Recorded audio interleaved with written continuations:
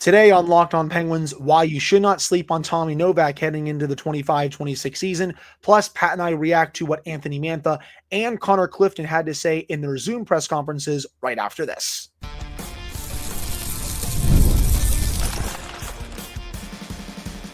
You're Locked On Penguins, your daily podcast on the Pittsburgh Penguins.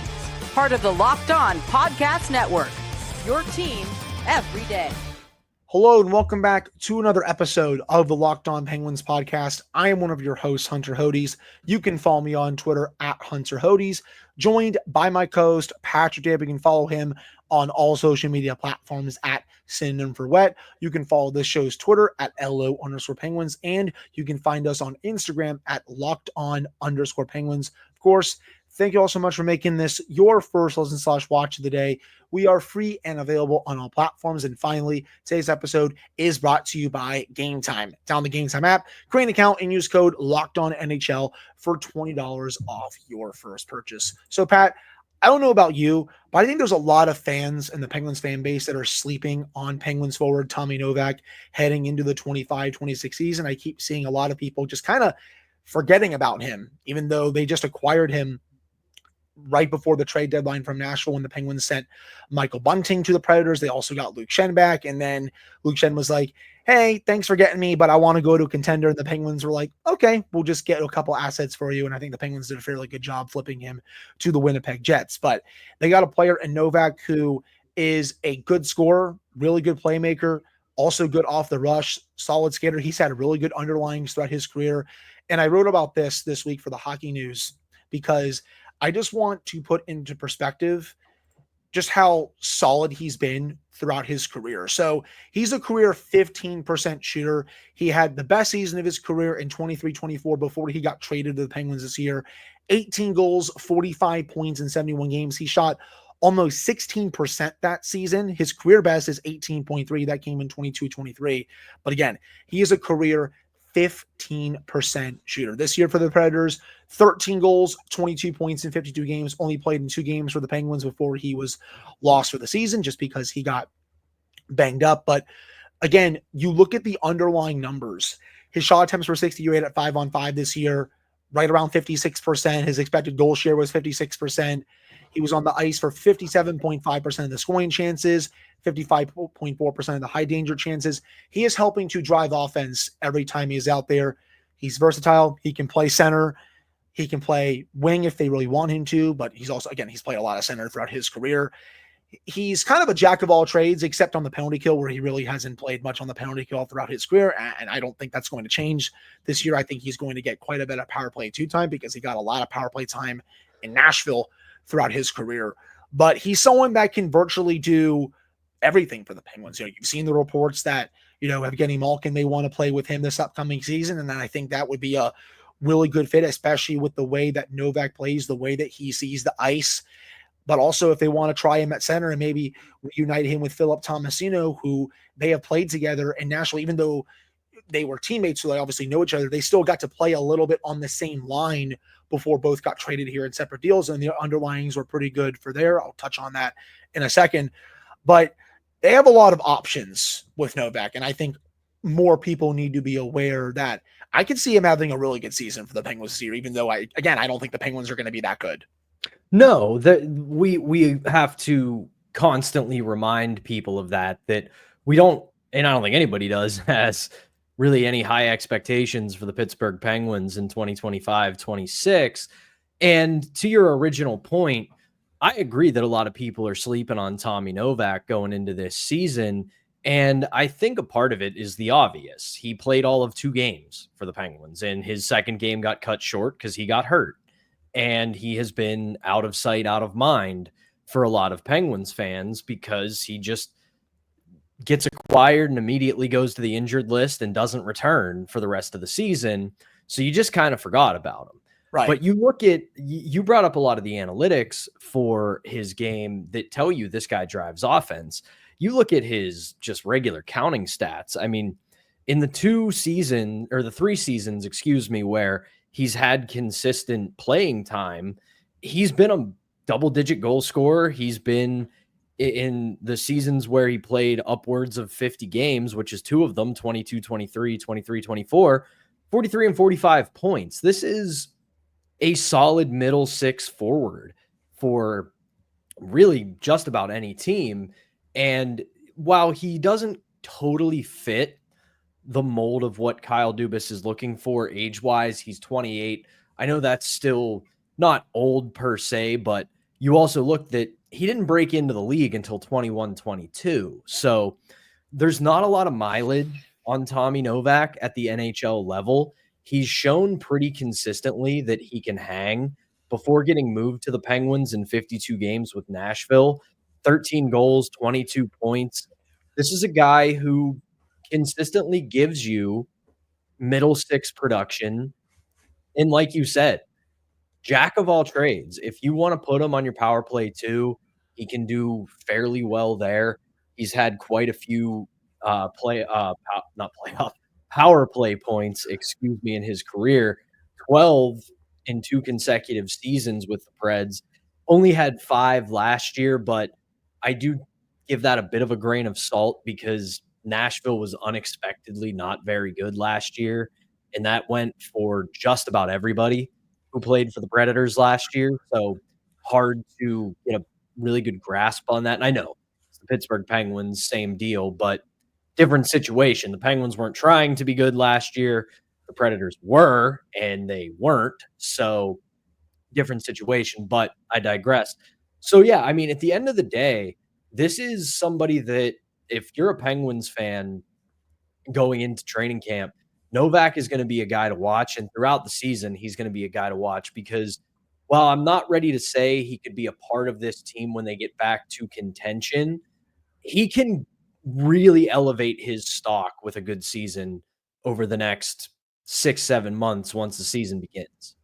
100%. And he has another year left on his contract. And that's another reason why they made that trade, because he has an extra year left on his contract. He has this upcoming season and the following season compared to Michael Bunting, who only has this upcoming season left on his current contract. Also, he is a little bit younger than Bunting. He can also play center. Those are all the reasons that Kyle Dubas said at the time why they felt like they wanted to make that trade, even though Dubas had Bunting multiple times, obviously in Pittsburgh, he had him in Toronto. He had been one of his quote unquote guys throughout his management career. And Dubas was still like, hey, this trade makes sense for us. So again, I really feel like he is being slept on by a lot of fans. Also, you look at some of the numbers when it comes to him with Philip Tomasino playing together. And this was they only played roughly 68 minutes of 5-on-5 ice time together during the 23-24 season, 67 minutes, 50 seconds to be exact. But during that time, they still had a 55.7% shot attempts per 60 rate, 54.7% of the expected goals, 62% of the scoring chances, and 64% of the high danger chances. Again, small sample, but they still had some chemistry. So I'd be curious to see if Dan Muse wants to try that combination again on the third line, considering that, again, they both know each other and they've played with each other at least a little bit during their time in Nashville. You've said it on the show a lot that he's probably going to put the lines in a lot of blenders this upcoming season, trying to find combinations that work. That's what happens when you have a little bit of a surplus of forwards, but I still think it's going to work itself out pretty handily. They'll have to make some tough decisions late in camp, but there's still going to be quite a few options for Tommy Novak, whether it's on the second line or whether it's on the third line. That's the biggest thing I'm keeping an eye on with Novak this year is how long and if and when does he play with Evgeny Malkin? Because Gino's been on record saying he likes the way Novak plays. He thinks they've got some chemistry there. And I'm curious to see what Dan Muse wants to try first or what he wants to stick with more. Because I know that they have said as a team that they really want to get this youth movement going. And when you read between the lines on that, it pretty much means, hey, we're going to see which of these young guys can hang with Malkin and Crosby. And in that regard, it's which players can continue to make Sidney Crosby the Sidney Crosby we've seen pretty much his entire career, and which young guys can give Evgeny Malkin the jolt and consistency that he needs so badly. But if I'm Dan Muse, I am not going to hesitate to do two things with Novak and Malkin. One is the obvious of what I've just been saying, is putting them together and seeing what they can do. Gino isn't, I don't want to go so far as to say he's difficult to play with, but you have to be able to check certain boxes in order to mesh with him. And if he was here for all of 2 games and a handful of practices, and Evgeny Malkin says he likes the way he plays, kind of tells me Tommy Novak checks those boxes. The other thing, I'm curious to see if maybe you give Tommy Novak center minutes with Evgeny Malkin and tell Gino, just go cook on the wing. And I know a lot of people are going to get annoyed at that. I know that it's a silly talking point, but remember, we're in late July here. We need to talk about things. And maybe that is a bit of a jolt that Malkin needs. You tell him, hey, you don't got to worry about being a 200-foot player anymore. Cover your point. Try to score some goals. Make some plays from the wing. Let Novak handle the rest of that. And then also, if he does get some second line center minutes, Gino kicks out to the wing, you still have to figure out who plays third line center, Pat. Is that Kevin Hayes? Is that Blake Lizotte? There's other options too. Those are just the 2 that come to my head right away, but you still have to figure that out. So he's going to play, I think on a couple different lines this upcoming season. He's going to have a whole bunch of different line mates. As I said, he's kind of a jack of all trades type player. And I do think he's going to have a good year for the Penguins. But that'll do it for this first segment. Coming up in the second segment, Pat and I are going to discuss Anthony Mantha's comments to the media earlier this week and all that good stuff. So stick around for that coming up right after this. Before we get to that, we have to tell you all about our first sponsor, and that is Game Time. Have you ever decided at the last minute to head to a ball game with friends or family? Maybe it's game day and you suddenly realize you want to be in the stands. That's exactly where Game Time comes in. It is the easiest way to grab last minute tickets without the stress. With the money you save on tickets, you can splurge on food, drinks, merchandise, or even invite a bigger group to come with you. Game Time makes that all possible. Game Time makes buying tickets fast and simple. Prices on the app actually drop the closer you get to first pitch, and they've got incredible last-minute deals, clear seat views, and a lowest price guarantee that takes the worry out of buying. Game Time is the official ticketing partner of Locked On MLB, making it easy to browse the app for an exciting upcoming MLB game. Tired of endlessly scrolling, trying to find the best deal? Game Time's zone deals pick up the best seats in your section for you. Take the guesswork out of buying tickets with Game Time. Download the Game Time app, create an account, and use code LOCKEDONNHL for $20 off your first purchase. Terms apply. Again, create an account and redeem code LOCKEDONNHL for $20 off. Download the Game Time app today. Last minute tickets, lowest price guaranteed. All right, we're back here on this episode of the Locked On Penguins podcast. I'm one of your hosts, Hunter Hodes, joined by my co-host, Patrick and Pat. Anthony Mantha got to speak to Penguins reporters earlier this week, touched on his recovery from his torn ACL, and he did confirm that he is expected to be ready for training camp, so he will be a full participant. Great news. And I've said this a couple of times on the show. When I look at all the players the Penguins signed in early July during, the peak of free agency, I've said, and I will continue to say, that Anthony Mantha will provide the best value or he will do the most out of all of those players that they sign, especially for goal scoring ability, offensive creation, and all that good stuff. I think he's going to be especially a perfect replacement for Anthony Beauvillier. They could potentially flip him at the deadline, especially if he fully bounces back.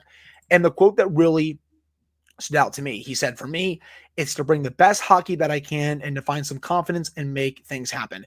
Hey, you can bring the best hockey you can, make things happen, Anthony, and then we can flip you for a second round pick at the deadline like the Penguins did for Anthony Beauvillier, or maybe even a late first if you perform even better than we expect. Obviously, that's way, way down the line. I'm just excited that he's a Pittsburgh Penguin, but you can't really, glean too much from these. But in terms of this small presser, I think he said everything you would want him to say. And he is going to get also a lot of opportunity this upcoming season. He's at least going to play on the third line, but do not be surprised if he gets quite a bit of top 6 minutes, especially with Evgeny Malkin. With Malkin, with some power play time. Yeah. Here's the thing. Earlier this week, we talked about Dubas's comments on the PDO cast and what it means for the rebuild, his theory of management, his view of the league and all of that. Mantha was a player that he brought up by name on that show, basically saying, like, this is a guy who has played fairly well in his career, had some slips and stumbles here and there, but you see the potential, you see the skill. And yeah, he's 30, which in sports terms means apparently let's push him into a retirement home. But I still think there's a lot of game left there for him. And this is also going to be the kind of player that, as Penguins fans and analysts, we're going to have to get used to for the next couple of seasons, where is he a top of the table, top of the market guy? No, but he's going to be in that second tier.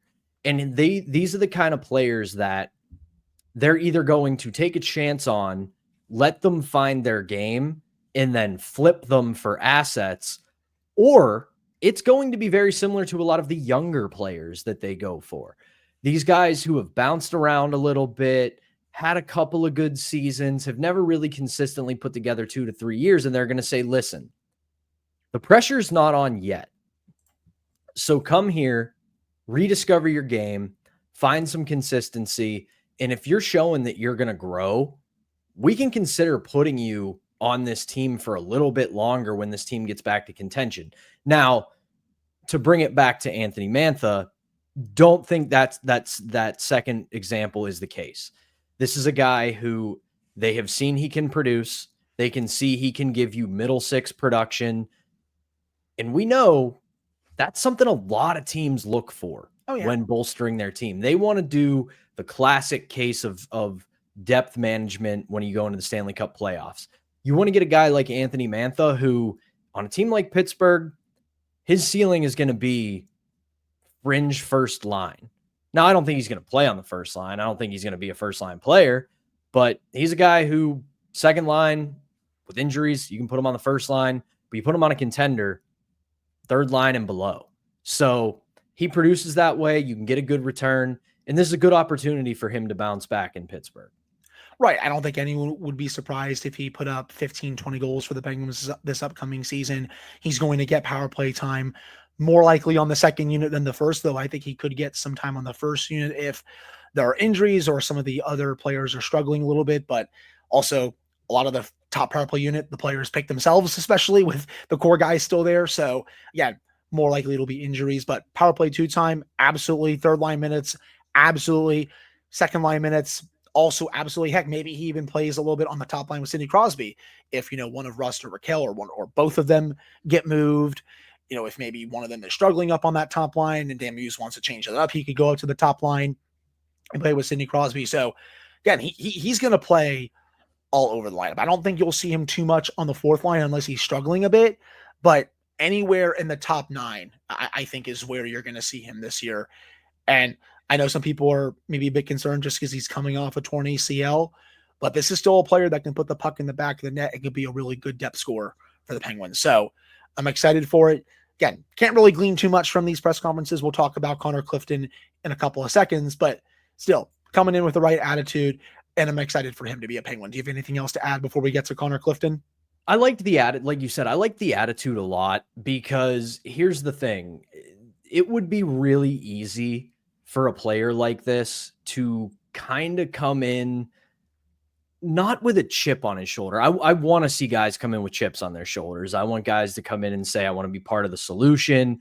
I'm going to show the naysayers that I've got what it takes to be a consistent NHL player and all that good stuff.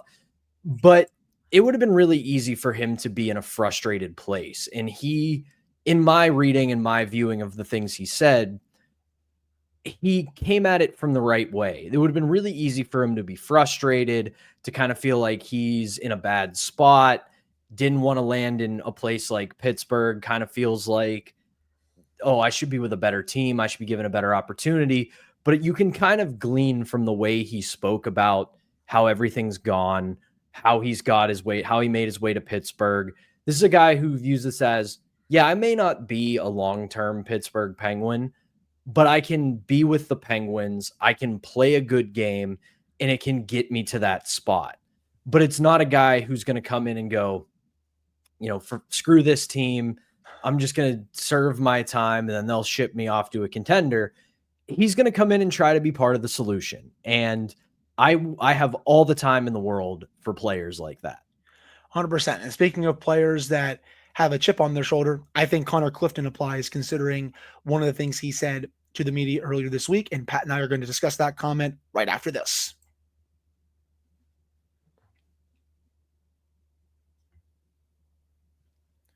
All right, we're back here on this episode of the Locked On Penguins podcast. I am one of your hosts, Hunter Hodes, joined by my co-hosts, Patrick Damp and Pat. Connor Clifton also spoke to the media earlier this week. He was scratched for 9 games this past season. He was also scratched during games in the 23-24 season. And he was asked about that during the media presser, and he even flat out admitted he was not happy about it. He said he thinks his game was all over the place. He said, especially these last couple of years, his game has kind of been at a standstill. And he even admitted that he kind of lost himself with his game. And he did admit that when he got the call that he was going to be a Pittsburgh Penguin, he said he was really excited. He wants to get back to his old self and how he plays and the impact that he has on the game. He said it was a couple of mental battles these last couple of years. So he very much has a chip on his shoulder. I think at best right now, and this is best case scenario, he is a third pairing defenseman, but he is still not very good, has been very bad these last couple of years. I'm not going in expecting a whole lot from him, but if he can at least be okay at times in a third pairing role, the Penguins will take that and they'll try to flip him at the trade deadline. But when you talk about attitudes, I think he's definitely coming in with the right attitude based on that comment. Again, that was the money quote. And I got that from my coworker story, Kelsey Cermax. Shout out to you. You do a great job. Awesome working with you. But again, that's someone who is very much committing to try and change the narrative around him a little bit. But hey, let's wait and see. I don't have that high expectation just because of the way his game has gone down, especially these last couple of years. But I'm always open to be proven wrong. Same here. And kind of similar to what I said about Mantha, he could have come in and kind of pouted, right? Like, right. I wasn't getting an opportunity. I was getting overlooked, yada, yada, yada. He admitted, hey, I haven't been playing well. My game's been all over the place and I need to fix that. Took accountability for it and looks very similar to Mantha, looks at it as this is an opportunity. It's not a punishment. It's not a banishment. It's not, oh, I'm just taking whatever's put in front of me. There's an opportunity for him. And the other thing that I really do think we have to take into account here, he was on Buffalo. And again, I know the Penguins aren't exactly great. I know they haven't been good. Can't use that excuse for every player, though. Even though I know it's Buffalo, you still can't use that. No, listen, I totally agree. I totally agree. You can't use that excuse for everybody. And I'm not sitting here saying, oh, Connor Clifton's going to be an all-star and he was in Buffalo. But you do have to take into account that the Sabres have been absolutely woeful for a long time. And not to veer too far off course here, but this is exactly what I talked about months ago in my anti-tanking rant. Part of the problem in Buffalo is that there are zero expectations. There is zero culture. There are guys who get there and they just want to leave. They don't want to be in Buffalo. They don't want to play for the Sabres, and it drags down everybody. Now, again, doesn't mean I think that Connor Clifton is going to come in and become a top pairing guy. I completely agree with you. He is a third pairing guy with a very, very, very limited maybe ceiling of second pair, depending upon the roster. Wouldn't say that right now. Sorry. Neither would I. But the reason I say it's very limited is maybe you get into a different situation. You have a coaching staff that's known for being able to develop. Maybe it is far, far unlikely. But at the same time, you mix the fact that he has acknowledged that his game's been all over the place for the last couple of years. It happened on a team like Buffalo. Maybe he rediscovers something here, but it all comes back to my main point. Mantha and Clifton are two players who very easily could have said all these injuries and these damn coaches and these damn situations. I got screwed. This is terrible. No, they're looking at it like there's a new opportunity in front of me. I have to be the one to seize it. Right. And right now, the right side is still pretty crowded. There has been no Eric Carlson trade. We are recording this at 4:15 p.m. Eastern time on Wednesday, July 23rd. He is still there. Chris Letang, we know he's not going anywhere. Matt Dumba, he's staying here at least for until the trade deadline. We'll have to see if they try to flip him. And then you have Connor Clifton. And then, Harrison Brunick is also waiting in the wings, and we'll have to see if he can try to make this team out of camp or if that's going to be a next year thing. So, again, that right side right now, pretty loaded. You can make it a little bit less of a logjam if you do trade Eric Carlson, but at the same time, there's no guarantee they are going to do that. So it's kind of a wait and see situation when it comes to that. So as of right now, he is going to be fighting just for a spot in the every night lineup. That changes if someone like Carlson gets dealt. I think he especially needs to have a really good camp in preseason if he wants to be on the opening night team.